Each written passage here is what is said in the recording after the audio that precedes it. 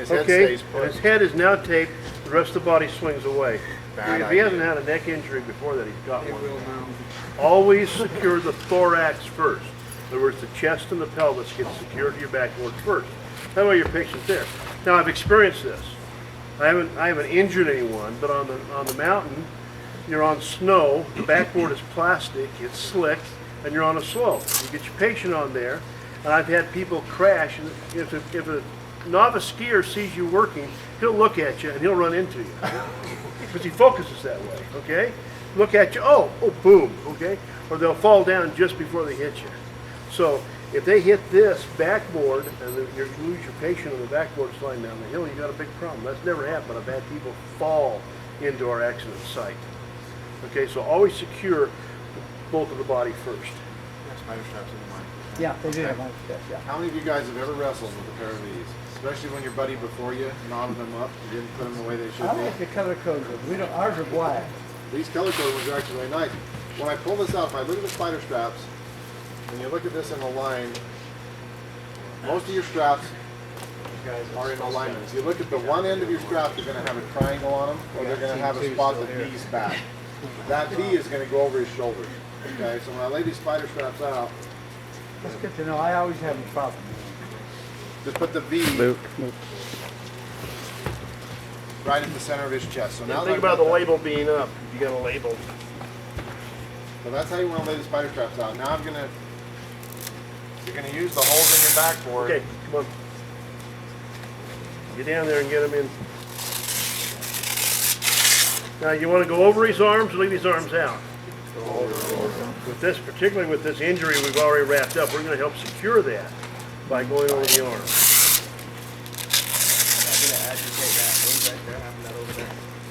No, because we'll move the hand. Move out of the way. Snug these up. Because we're gonna show you how to tell if you've done this right or not here in just a minute. Yeah, move his hand. Yeah, there you go.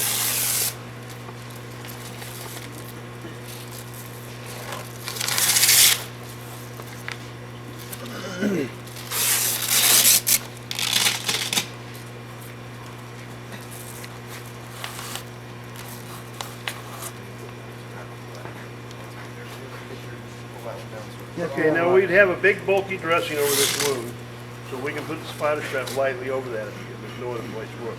Otherwise, avoid the site of injury with the strap.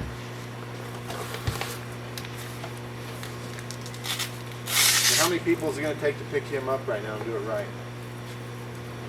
At least 5. Okay. Should John still be holding the head? He doesn't need to now, does He doesn't need to. We've got him secure. We got him taped, spider strapped with padding on each side. However, he's still in charge of the site. He's still in charge of the patient because he's the head guy. He was the one who was managing the airway and making sure everything's good. And the reason, one of the many reasons for that is he can see the whole patient. If you're working here, you've got to keep doing this. John's got to focus on everything that's going on, all the hands moving back and forth, and making sure that the patient is protected appropriately. What's one of the most important things you can do at this point to make him feel better? Not the oxygen, we've already done that.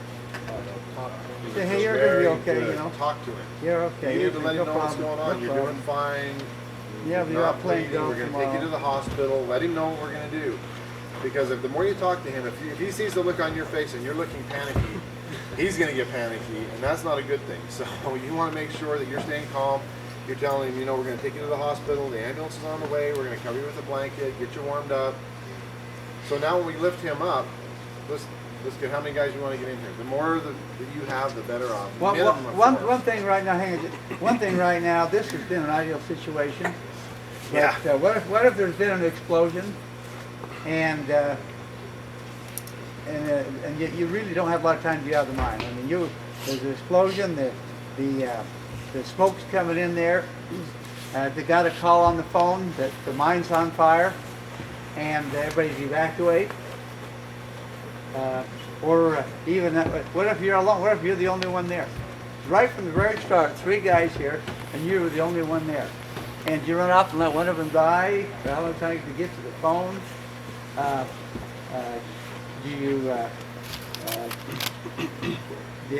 do you decide what you're going to do? You need help, and so there is a question you have the first minute thing, the guy bleeds to death before you get back from the phone.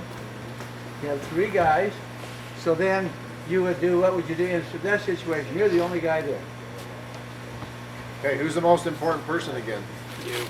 Okay, if there's a fire coming and I'm breathing toxic fumes, bye, Jeb. I'm getting out of there. I'm not going to stay there and be the second victim. You're going to go get help, try to get enough people, go back in and get him. If everything's okay and I can get him out of there, I'm going to take him by his feet. I'm going to do what they call a long axis drag. I'm going to take him by his feet and I'm going to drag him. And I'll drag him to where as far as I can get him to safety. You don't have to worry about toxic gas, you got SSC on. Okay, if I got that on and I've got time, I'm going to stop his bleeding. I'll make sure his airway's open. And then I'm going to get him out of there. There's 3 guys though. Oh, you're giving me 3 guys? I Well, thought you said I'd by myself. There's 3 guys. 3 guys? There's Okay, 3 guys. Okay, okay, that's that's a- a quick way to do that. That's a very good point. And there's an easy way. The very first thing I'm going to yell out, anybody can hear me, and if you can walk towards me. And if I can do that, anybody that's my walking wounded are going to walk out of there. If all 3 of them are critically injured, I'm going to go to the one I know I can save. If I have to make that decision, and that's a real tough decision, especially if you guys are, if you're related, it's your best friend, are you going to go to him first? What if the guy you don't like is sitting there, you know you can save him? The guy that is your brother is sitting here and he's not going to make it. I don't want to make that call. You know, you've got to get the guy out that's going to survive. And that's the bottom line when it comes to triage. It's called START triage, and it's simple Triage, rapid transport. rapid transport, and rapid extrication. So basically what you're going to do is I'm going to yell out, anybody that can hear me, if you can hear me, you can walk towards my voice, walk towards me, and let's get out of here. And then I'm just going to point him to the direction of the escape route and say, get out of here. Point him that way and let him start going towards help.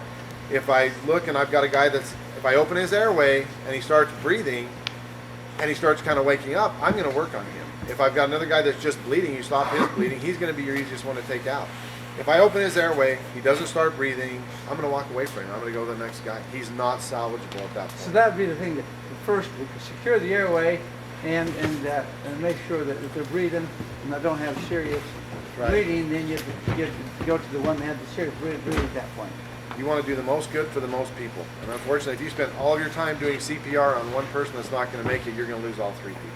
So, tough decision. I hope none of you ever have to make that. That's the reason why it's so important that you work fast. You understand how to find out what's wrong with them fast. You're able to get help as fast as you can and explain to them what they need, because you don't want to have somebody run up there and then you'd want to have somebody go to the kitchen and bring everything with them the first time, rather than, well, we've got to get this and have to go back for it. And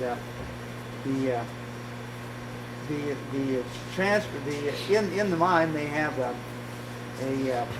for an emergency of fire, that they have a designated team that takes charge. Isn't that right, Kenny? Yeah, mine rescue team. Mine rescue team, that everybody else has to get out. And there's only in an emergency situation, mine find that everybody is required to get out, and the only people that's allowed in there is the mine rescue team. Isn't that right, Kenny? You know, and Jay and I actually researched this a little bit because we felt pretty stupid when it comes to MSHA rules and stuff that you guys have to deal with. How long do we have from the time of this explosion to let MSHA know we've had an accident and they need to send that team here? And if you screw this up, you're going to get a fine. Guaranteed. How long is it? What is it, Kenny? It's 15 minutes. And if you don't let them, if somebody doesn't go call them and say, we've had an accident at the mine within 15 minutes, if you wait 2 hours and you tell them, I'm trying to rescue the guys, it doesn't matter to them. You're going to accrue a fine that you don't want to even think about. So you got 15 minutes that you dare tell somebody, go call MSHA, let them know we've had an accident. They're going to send their own team to help rescue and help you out at the mine. But every page we read in there talked about this 15-minute thing. If you don't get somebody called in 15 minutes, you might save somebody, but you're going to pay them pocketbook, and then Alan will come and yell at you. So, Okay, let's get this guy up. Okay, 4 people, maybe 5. what position do I want to see everybody in here when we go to lift him? I want you bent Butt over, down and your nose up. Butt down, your nose up. Okay. We're going to lift him on the count of 3. You ready? Put that bag up on top of him so he's not. Okay, you ready? 1, 2. Okay, turn him on his side. Let's see if he stands up. He's going to throw up. Uh-oh. Did we do a good job of keeping him on here? You going to fall off? It's pretty good to me. Very good. You Flip guys him did upside excellent. down. Roll him back. Let's go. Very good. Normally Jay and I will flip him upside down, but we're not going to do that. Okay, excellent. Let's just bring him right back down now. You ready on the count of 3? 1, 2, 3. Okay, so the guy at the head, whether it's John or whether it's you, you're in charge. Whoever's got his head is the one who makes the call. You got to say, if everybody's really anxious and the guy at the feet says, okay, let's lift, don't even listen to him. Yeah. You focus on the guy at the head. That's the only way to have control of this. The guy at the head is in charge of this patient. Period. And you can use a lot of stuff for your splints. One thing we let him do last week, can we use that pillow for a splint? Does that make a real effective splint? It's an awesome splint. You can take that lower leg injury, you put his leg in the middle of that, wrap that pillow tight around his leg and wrap it with tape, and that will not. It makes a very good splint for extremities. So anything you have, you can use. So. What are we untie you? You've been laying down for a while. Okay, we're going to do a quick critique. How's your time frame? No, we got time, tons of time. This is what we're here for. Yeah. A critique of each accident, or each little scenario related with this. And we'll start right where we're standing with this multi-trauma, multi-system injury on this patient. Okay, what is the first thing we saw? Head injury. Sure, that's the most evident. What's the most critical? Head injury. Well, there's multiple things that are the most critical. The leg and the head injury together and the possibility of the spinal injury.